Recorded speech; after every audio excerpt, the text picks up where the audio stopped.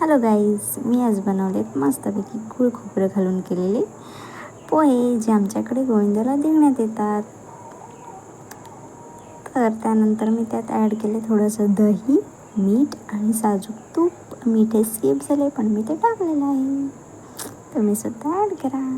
त्यानंतर ते कालवून घ्यायचे छानपैकी, सगळं मिश्रण मिक्स होईपर्यंत कालवून घ्यायचे आणि त्यानंतर अर्धा 1 तास ते झाकण ठेवून मस्त आपले मुरून द्यायचे आहेत. आणि मुरल्यानंतर गुळाचा मस्त असा रेडिश कलर येतो, जो की तुम्हाला इथे दिसत आहे.